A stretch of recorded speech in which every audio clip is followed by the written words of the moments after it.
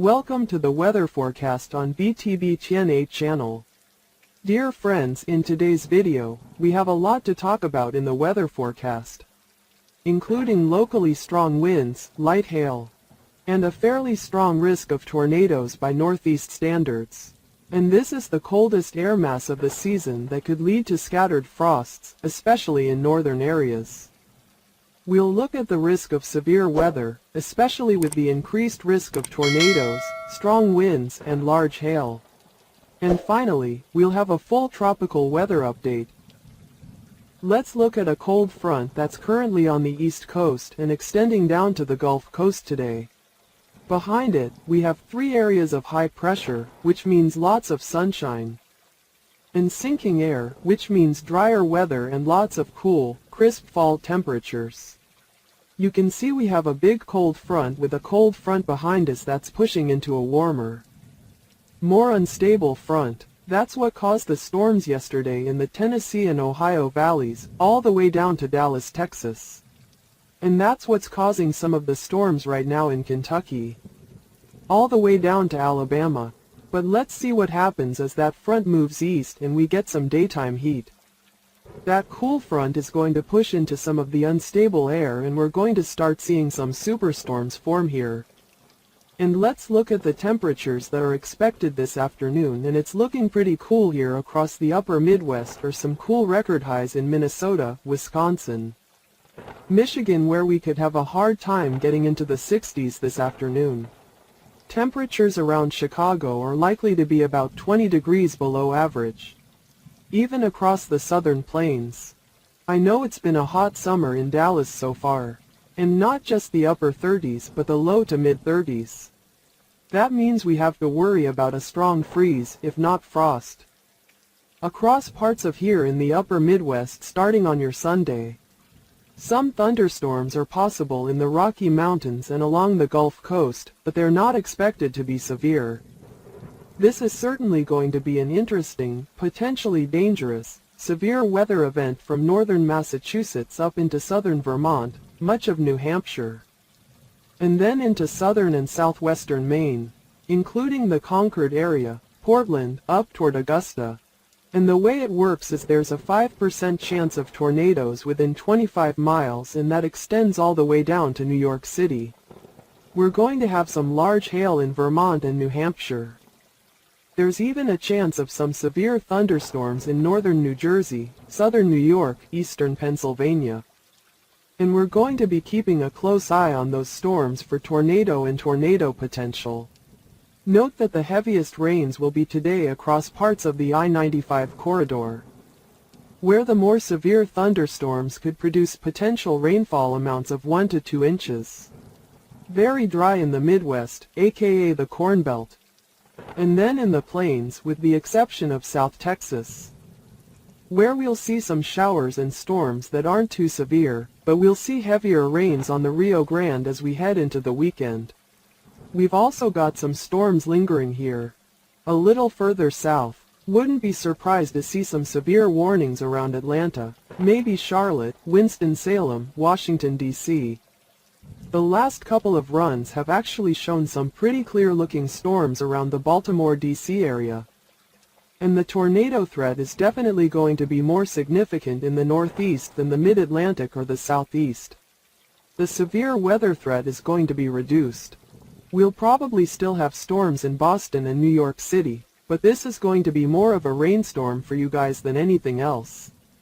And then, of course, those storms will continue to move down into the Carolinas until everything is almost completely out to sea. But notice, right around New York City in particular, the storms seem to be concentrating for a short period of time. And that's where we'll be looking for potential tornadoes, of course, as well as storms moving east. As we go east, those updrafts are getting weaker because we're getting more of a linear storm regime than a hurricane. And of course, the Weather Service is also calling for a slight chance of heavy rain in Philadelphia and New York City. Because of the heavy rain that we're expecting, it's very possible that in just a short period of time today, some areas will see more than 3, maybe even 4 inches of rain. and that will lead to flash flooding. But look, as we head into Tuesday and Wednesday, some warm air will try to push back in. So it's going to get a little bit more complicated here as we head into the future. We're going to have a little bit of a temperature swing through the rest of September. So be prepared for some warmth throughout the next week, yes, from Monday September 8th through Friday September 12th. Temperatures will cool off a little bit in the middle of the country due to a ridge of high pressure. Not a strong ridge of high pressure, but enough to warm temperatures across the plains into the Midwest throughout the next week. And a stronger trough moving into California and the Sacramento Valley is going to promise some cooler temperatures as we head into next week. So there's going to be a little bit of a change in California and Nevada. And there's also a change in the Midwest. And that could also lead to a change in our rainfall patterns, as we could start to see some thunderstorm activity return in the Rocky Mountains and the North Central Plains. And then eventually move east into the Midwest like Iowa, Minnesota, Wisconsin and northern Illinois next week. Some of that rainfall could be significant, especially in South Dakota. Nebraska as it moves into western Iowa. We'll be watching our friends in Lincoln, North Platte and Omaha, but especially next week for any flash flood potential.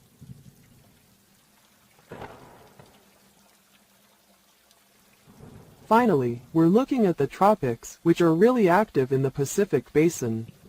We have Hurricane Kiko, which is still a major hurricane just east of Hawaii and also has a very low chance of that happening in the next 7 days. We'll have to keep an eye on it. This is Kiko, which is a 130 miles per hour hurricane, still a major hurricane, and it's moving west-northwest at 12 miles per hour. So it's getting closer to the Hawaiian Islands. It'll remain a hurricane until Tuesday morning as it moves closer to the Big Island of Hawaii and then north of the Hawaiian Islands. Eventually, with the center of the depression becoming a tropical storm, you can still see impacts outside the cone, and that could include the risk of a rip current for the Hawaiian Islands. So as we look at it later this week, we'll see the major hurricane safely east of Hawaii. So any weekend plans are going to be fine.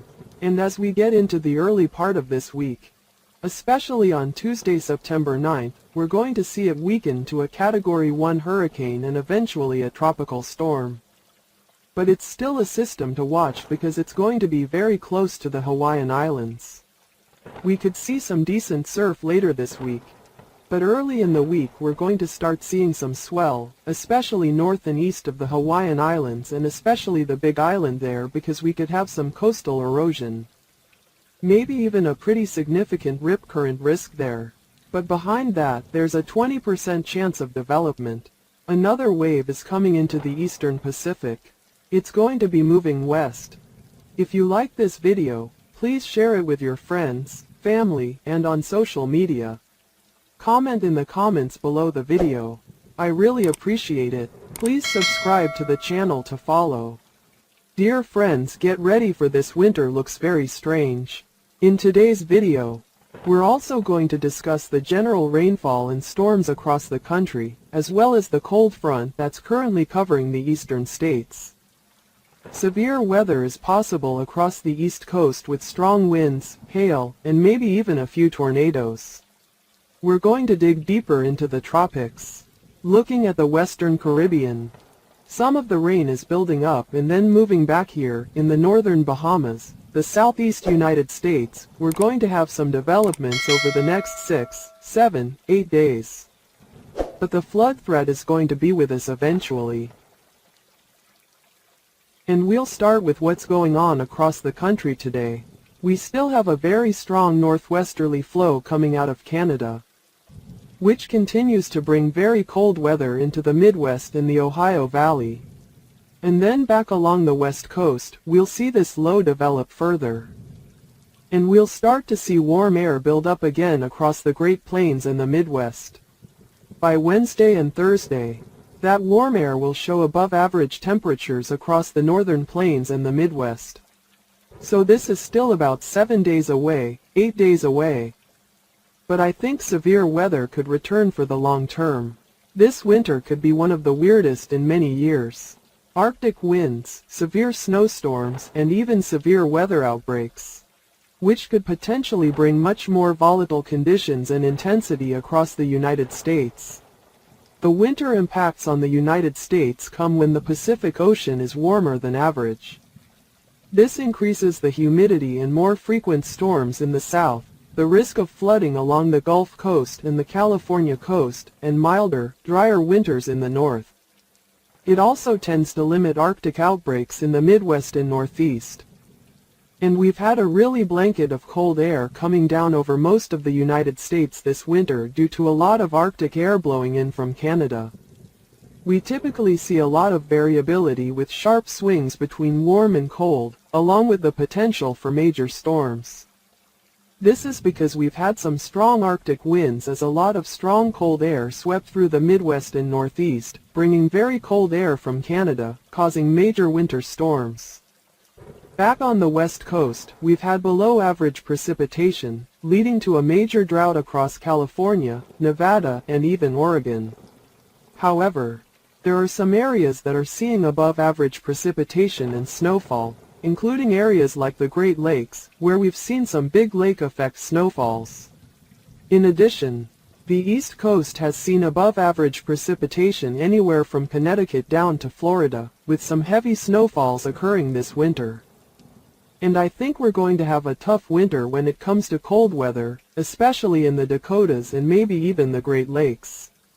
On the other hand, I think we're going to see really above-average temperatures farther north, where above-average temperatures are possible across much of Florida, but also southern and central Texas, and across the West Coast.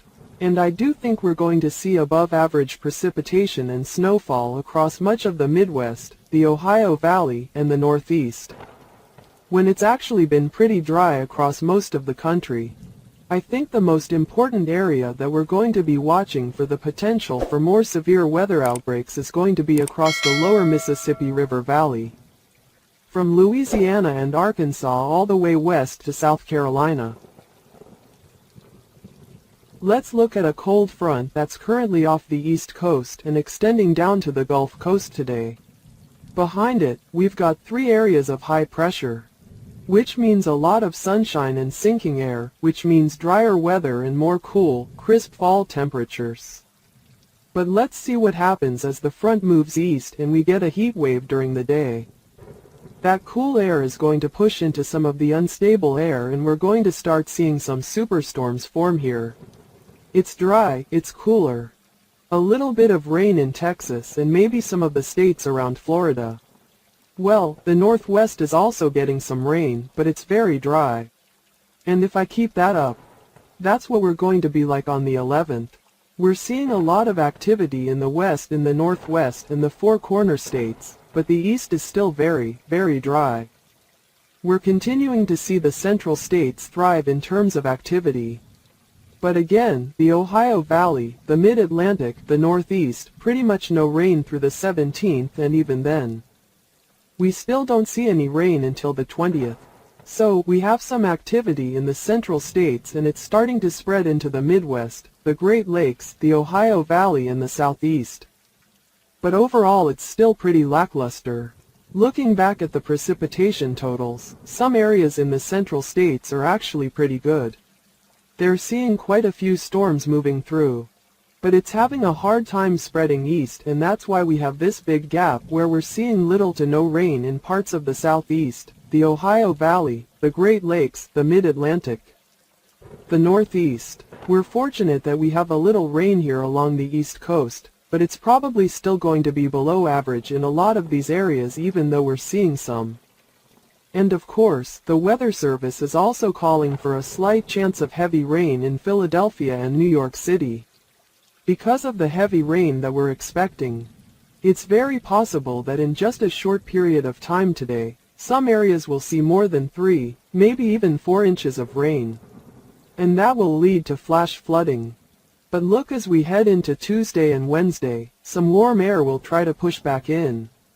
So it's going to get a little bit more complicated here as we head into the future.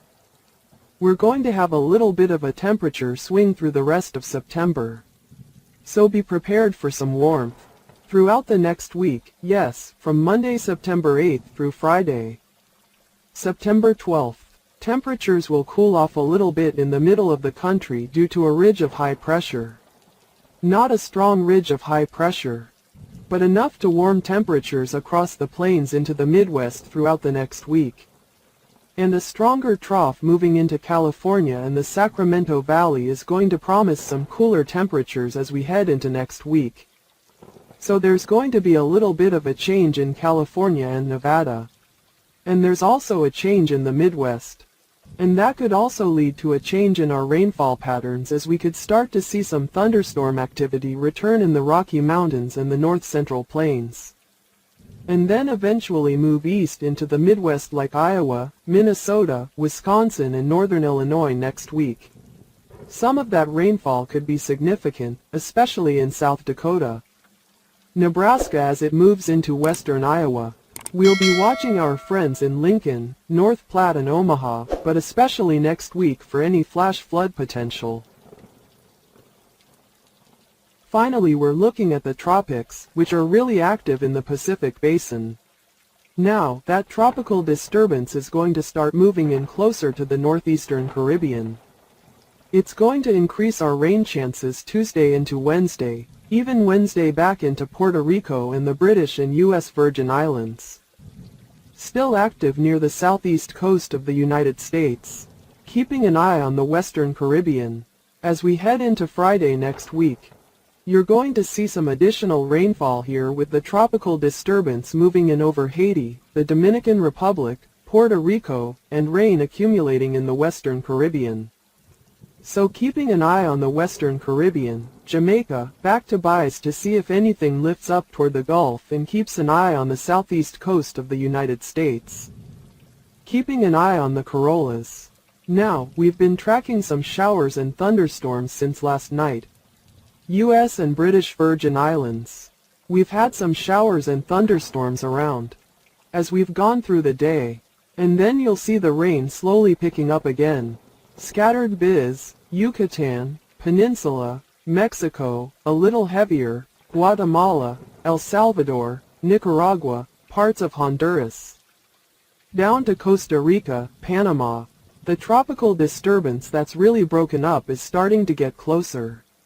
So Antigua, Barbuda, Saint Martin, Saint Barts, Anguilla, back to the U.S. and British Virgin Islands. Then finally, by midweek, we'll see the rain chances increase. You see, by Wednesday, the rain chances start to increase as the tropical disturbance moves in. And then you see the western Caribbean still very active with some additional rain. Same thing in the Bahamas, north through the Corollas, toward Florida and Georgia. Seas are going to be treacherous and big swells, big waves and rip currents are going to really threaten us as we head into Monday into Wednesday. And then by Thursday, you're going to see this area pick up a little bit to the north. And then as we get deeper into the week, we're going to see if any of these storms are going to try to form near the Bahamas, Florida, back through the Carolinas and Georgia, Bermuda. We're just going to keep an eye on how close some of these rains and storms are. Now, seas are going to pick up a little bit. The Caribbean, not bad. But as soon as this tropical disturbance comes in and the tropical wave really comes in, that's going to cause some more seas. Scattered storms, Puerto Rico, the British Virgin Islands and the U.S. Virgin Islands. We're going to have some spots of about an inch of rain, Sabasia, St. Kitts on us, then back into Antigua, Barbuda, St. Martin, St. Barts, then back here, Barbados, St. Lucia, St. Vincent, the Grenadines, Grenada, Trinidad, Tobago, some light showers are possible. Same situation in Panama and Costa Rica. Other spots are completely affected with some 150 millimeters of rain. Tracking Guatemala and El Salvador. And there could be scattered rain in some areas of the Yucatan Peninsula, Bays, Honduras.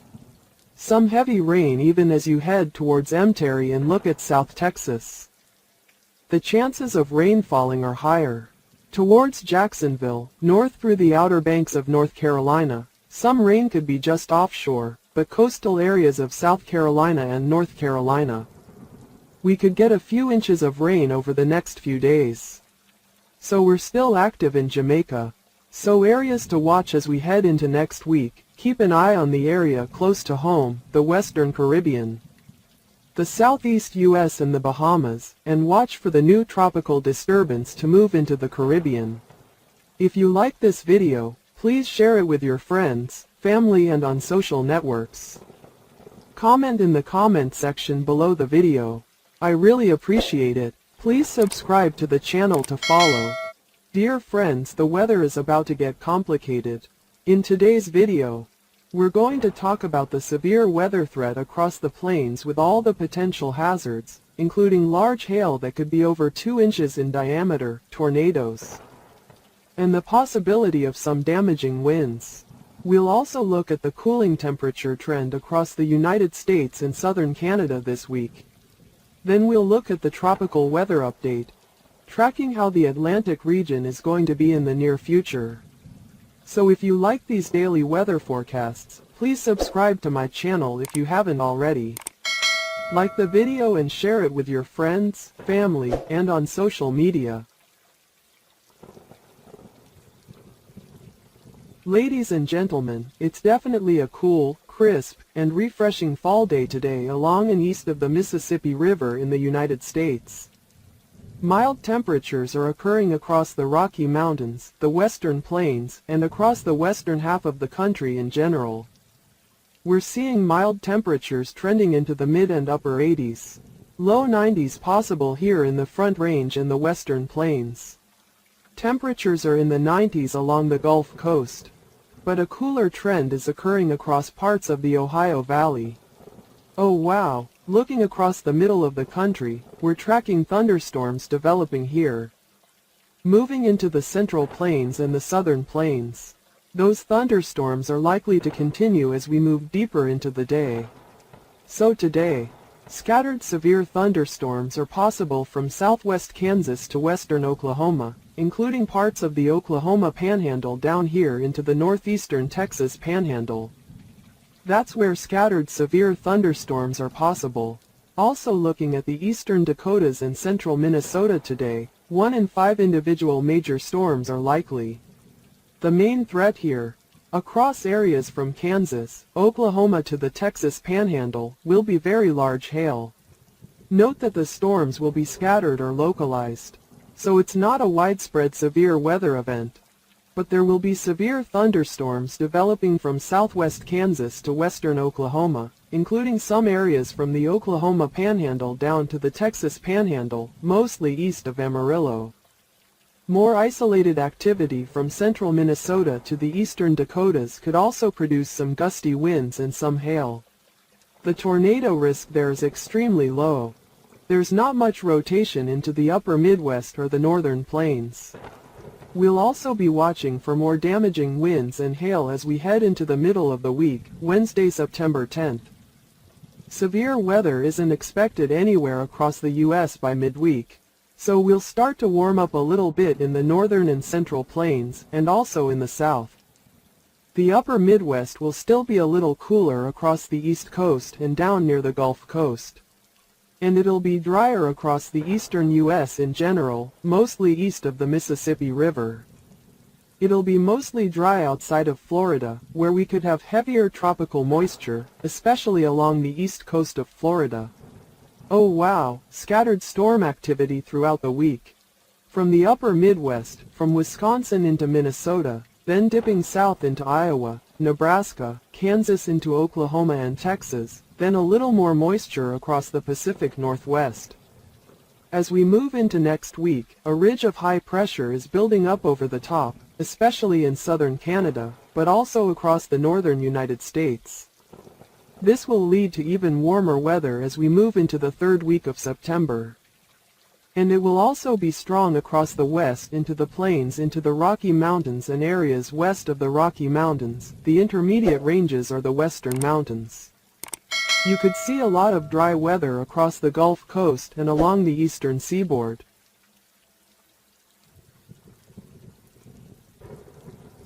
Now, let's talk about the tropics with a lot going on in the Atlantic Basin in the coming days. Now, as we look at the deep tropical Atlantic, the Caribbean, the Gulf of Mexico, and the Southwest Atlantic, and we can blame a lot of that on the dry, warm, stable Saharan air coming from the higher latitudes and also from Africa that has been blocking any tropical development, including the significant subsidence. This is a tropical wave that is disintegrating as it moves basically into Central America. It's almost a couple of days away from the peak of the 2025 Atlantic hurricane season. Now, that tropical disturbance is going to start moving into the northeastern Caribbean. It's going to increase our rain chances Tuesday into Wednesday, even Wednesday back into Puerto Rico and the British and U.S. Virgin Islands.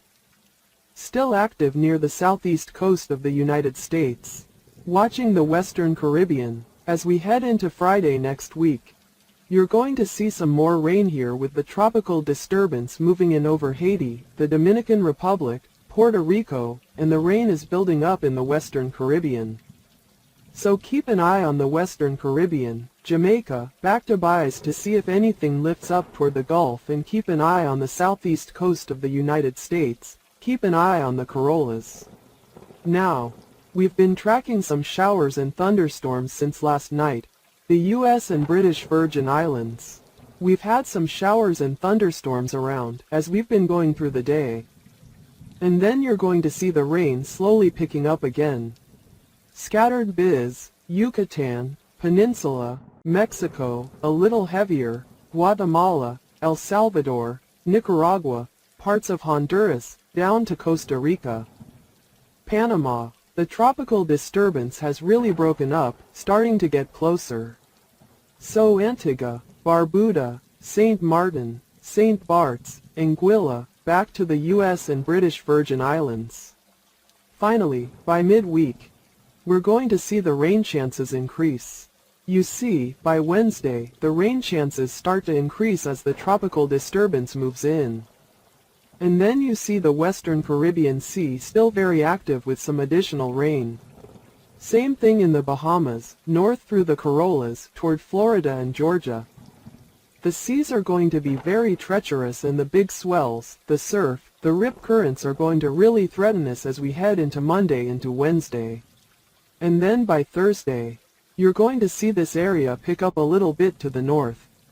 There's Florida, there's the Gulf of Mexico, basically Honduras, Nicaragua, and then you have Venezuela here in Central America. Then Africa. So now that you know where to look, here's a look at that vortex. And we can see that there's nothing happening in this deep tropical Atlantic for the foreseeable future.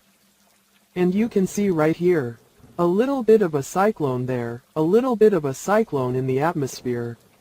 When we actually look at the Caribbean, you can see a little bit more clearly that there's a nice cyclone north of Puerto Rico in the 8 to 9 day forecast. And then there's another area that's trying to cyclone here over the northwest part of the Caribbean. And then, as the week goes on, we'll see if there are any hurricanes that are trying to form near the Bahamas, Florida, back through the Carolinas and Georgia, Bermuda. We'll just keep an eye on how close some of these rains and storms are. Now, the seas are going to rise a little bit. The Caribbean, not bad. But as soon as this tropical disturbance comes in and the tropical wave actually comes in, that's going to cause the seas to rise. Scattered storms, Puerto Rico, British Virgin Islands and U.S. Virgin Islands. We'll have some spots of about 25 millimeters of rain, Sabasia, St. Kitts Islands, then back to Antigua, Barbuda, St. Martin, St. Barts, then back here, Barbados, St. Lucia, St. Vince, Grenadines, Grenada, Trinidad, Tobago, maybe some light showers. Similar situation in Panama and Costa Rica. Other spots are completely affected with some spots of 150 millimeters of rain. Tracking Guatemala and El Salvador. And maybe scattered rain in some areas of the Yucatan Peninsula, Bahamas, Honduras. Some heavy rain even as you head towards Emteri and looking at South Texas. The chances of rain falling are higher. As far as Jacksonville, north through the Outer Banks of North Carolina, some of the rain may be just offshore. But the coastal areas of South Carolina and North Carolina, we could get a few inches of rain over the next few days. So we're still in Jamaica. So areas to watch as we head into next week. Keep an eye on the area close to home, the Western Caribbean, the Southeast United States and the Bahamas, and watch for a new tropical disturbance to move into the Caribbean. If you like this video, please share it with your friends, family, and on social media. Comment in the comments below the video. I really appreciate it. Please subscribe to the channel to follow. The weather is about to change a lot in this weather forecast. We're going to see a significant warming trend throughout the week with above normal temperatures and summer-like temperatures. We're also going to see another strong cold front sweep across the United States in late September, which could bring a big change in weather patterns with temperatures and precipitation. Then we'll look at the full tropical weather update at the end of the video. Hurricane Kiko didn't make landfall in Hawaii, but it's causing heavy surf and is expected to become a tropical storm soon. We have a little low pressure along the Mississippi River, higher pressure in the northeast, and then a big trough of high pressure, low pressure moving into the western United States. Another cool day is expected across the Great Lakes and parts of the Northeast, with temperatures in the 60s to 70s this afternoon. However, temperatures will be a little warmer, starting to rise to around 80 degrees, with lows in the 90s across the southwest and southern plains. Temperatures will start to slowly climb north through tomorrow, so it's starting to warm up, while the Great Lakes and Northeast will still be cool in the 60s and 70s Thursday.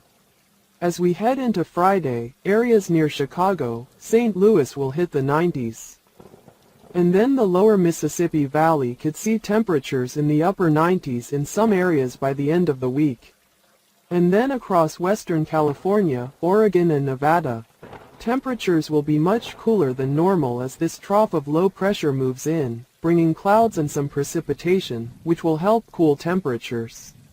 Let's look at the storm reports. There were 2 tornadoes reported across the Oklahoma Panhandle into North Texas. Hail extending north into South Dakota and as far south as Texas. And this week, the West is going to be pretty active overall as this trough of low pressure moves in. We could see more extreme weather, extending into eastern Colorado, into parts of western Kansas, Oklahoma, down into the Texas Panhandle. So we're talking about Leech, Amarillo, up here toward Woodward, Oklahoma, into Dodge City and near Lamar, Colorado. And then all the way up there into the southwest parts of Nebraska. There will likely be some heavier rain across the Pacific Northwest into the northern Rocky Mountains, particularly from Montana to the western Dakotas. However, some rain will be down here into Colorado and New Mexico. Sometimes it will extend into the upper Midwest. The eastern United States, with the exception of Florida, will be fairly dry throughout the next week with warmer temperatures, particularly in the lower Mississippi Valley, which will actually encourage drought to form. So warmer temperatures, drier conditions, the drought will quickly intensify and begin to spread further into the lower Mississippi Valley as we head into the weekend. Next week's precipitation will remain dry from the lower Mississippi Valley up the east coast into southeastern Canada into Ontario and Quebec. And here, toward Nova Scotia, Newfoundland will be fairly dry as well. However, it's going to be a little bit wetter in the north-central plains and the Rocky Mountains, where we're going to see a trough of low pressure start to break through the Rocky Mountains, potentially bringing showers and storms next week. There's another big change in late September as a strong cold front is coming through, and it's going to bring some cooler air into the central and eastern United States. But I think it's going to be a pretty strong front and it's going to bring some cool air back down into the central and eastern United States. But I think it's going to be a pretty strong front and it's going to bring some cool air back down. And that's going to warm us back up across the Pacific Northwest and Western Canada. like British Columbia, all the way down to Alberta and Saskatchewan. That's going to change our precipitation patterns as the cold front comes through. It's going to bring some showers and storms to areas east of the Mississippi River. However, there's still going to be moisture from West Texas to New Mexico. Oh wow! But it's going to be a little drier. However, in Alaska and along the Aleutian Islands, activity is quite strong, and there will be more low-pressure troughs in late September. Now let's look at the Atlantic hurricane season so far. But any future system, it could form, and if it moves into the Caribbean, the Southwest Atlantic or the Gulf of Mexico. A couple of tropical waves are approaching or moving into the Caribbean. You can see some heavy rains trying to push into the northeastern Caribbean. This is another tropical disturbance. A tropical wave that's actually formed and is doing better than the models. The models haven't even seen it yet. Oh wow, but I've been watching it and it's continuing to move toward the Caribbean. Another wave is coming in off the coast of Africa as we head into mid to late month. Oh, it looks like conditions are going to be more favorable for some of these tropical waves to develop.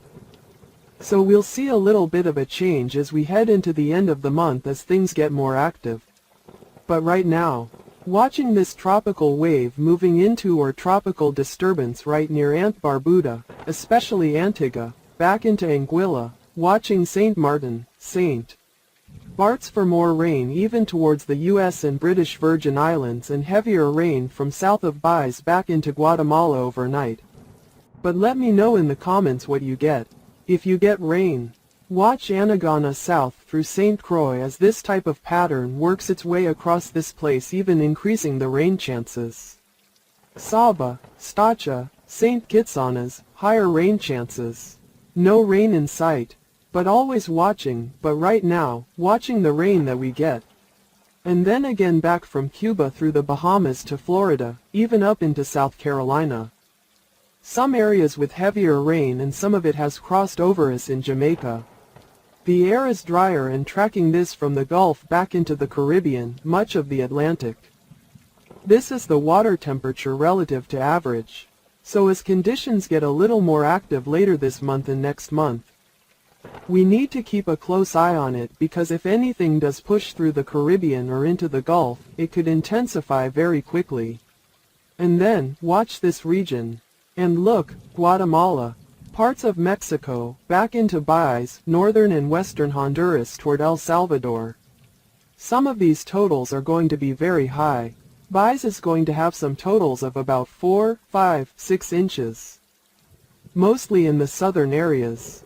And we're going to see some spots of about 150 millimeters in other places.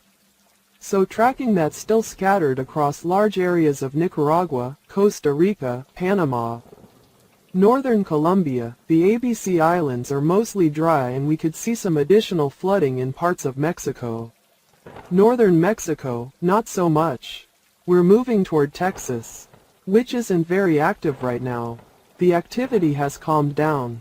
Most of that activity is here, toward the outer banks of North Carolina. So Jamaica, we're still going to be doing the same as yesterday, where some of us are seeing some storms.